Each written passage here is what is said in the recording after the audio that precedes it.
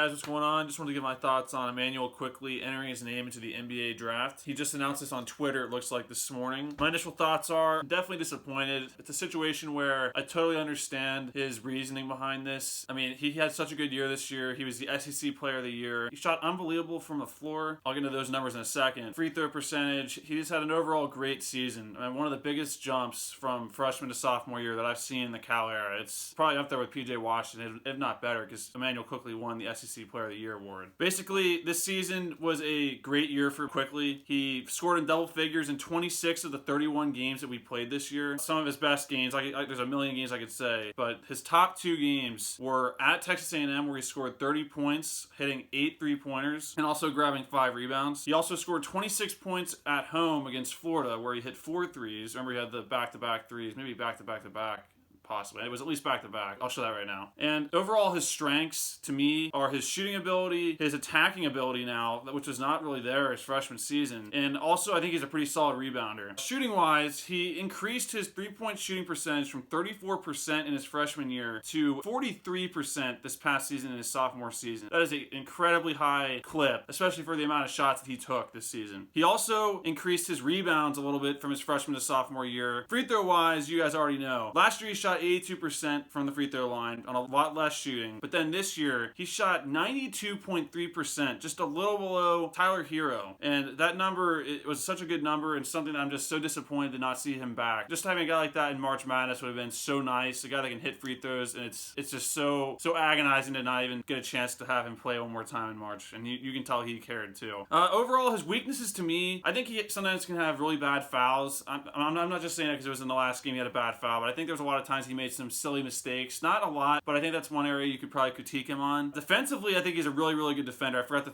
throw that one in there in the positives. He is a really good defender. And then one more thing I think is a kind of a negative. I mean, this can kind of go both ways. Like, you can argue both ways on this. I think he's a little too loose sometimes. There was times where he got away with travels. I know we would be watching, we're like, did he just travel? Like, he just took 4 steps when he just got that dribble handoff. And they ended up calling that twice, I believe, in that Florida game to end the season. So I think he can be a little too loose, but then at the same time, being loose allowed him to be as good as he was. So that's why you can make that argument both ways. Overall, really, really appreciate what Immanuel Quickley was able to give us in these last 2 years, especially this past season. Gave us such a great year. Without him, I'm not even sure what our overall record would have been, but it would not have been as good as it was. Immanuel Quickley was definitely one of our biggest leaders of the year. Nick Richards was up there, but Quickley really took over almost all year. I'd say probably right about when January hit, Quickley really just kind of stepped in and just became the leader that we needed on this team. Just overall, really, really good guy. My brother and I were lucky enough to actually kind of meet him after a game. We both gave him a high five. I'll be showing that right now.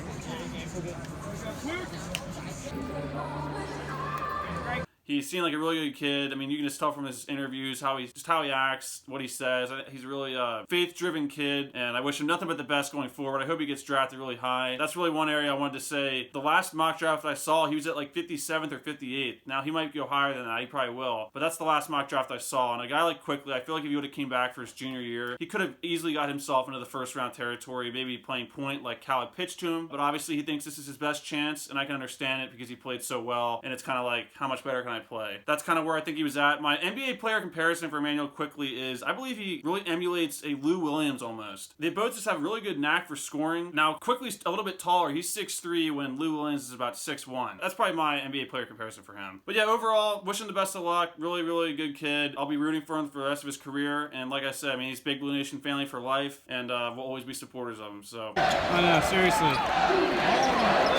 Yeah! Let's go, Quickley! Let's go, Quickley!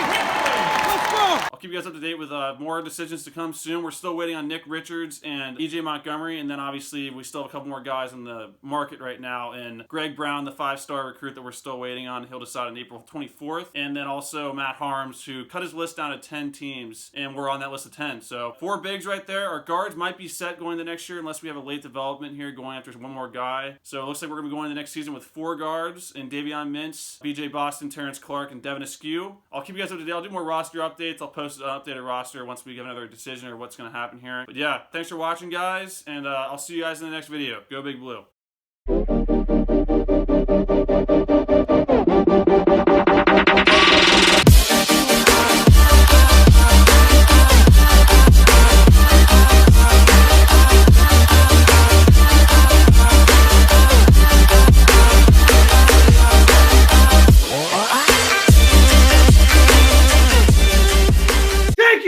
Quickley. Let's go, Quickley.